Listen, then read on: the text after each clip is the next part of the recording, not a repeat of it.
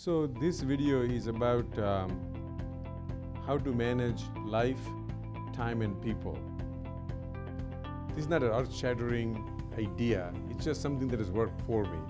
And many times people ask me, how do I manage all these things and still being able to keep it in a balanced mode? So here is how I do it. This is one of the many ways people organize themselves. Lots of books have been written, lots of courses have been given. So this is just one of those. It may work for somebody, it may not work for somebody, or it may work for others with some modification. But basically my life is totally managed. Life, people and time is totally managed by this inbox screen of the Outlook. So how does that work? So the first thing is that anytime I get an idea, I will send myself an email. So now it stays in my inbox. So I never miss that idea. It could be any time during day or night. You always have your cell phone with you. You send an email to yourself and it stays there. So that's the first thing, that thoughts should be immediately go into inbox and not wander around.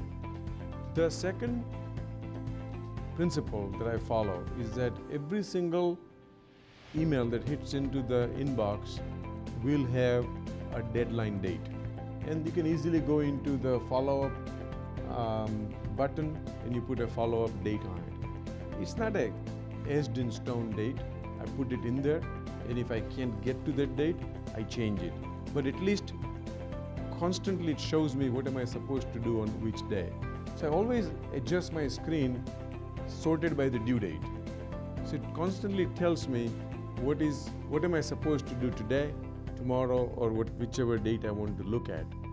The new emails that come in, I don't put any due dates. So they always stay on the top and I take care of them first. And I take care of what I'm supposed to do that day.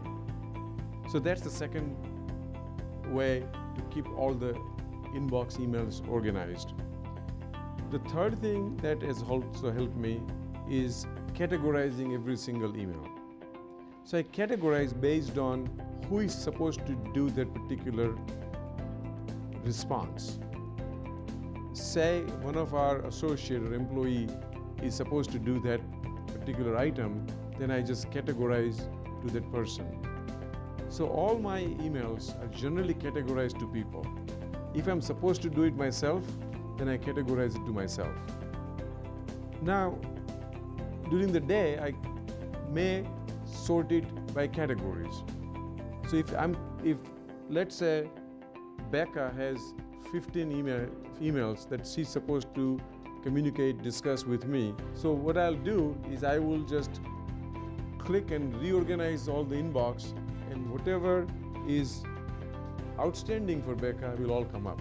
So on one phone call, I can do all of them at one time. So organizing by due date and then organizing by category helps me balance by date and by people.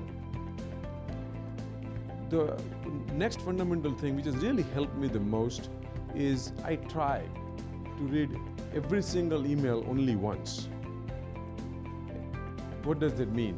That I do not keep reading the same email over and over again most of the time. Sometimes you do read some emails which are important to read on a regular or on a more frequent basis than once. What does that mean? If the email is too long and it's a complicated subject, I would just leave it right there till I have enough time where I can read, digest and answer. If something that is just informative, then I will quickly read it and take care of it. Believe me, this rule saves a whole bunch of time. Because a lot of us just keep reading the same email several times because we save it, park it, read it again. And I think this single rule has truly helped me the most. I would say, I can't be 100% sure, but I would say 99+% of the emails, I only read it once.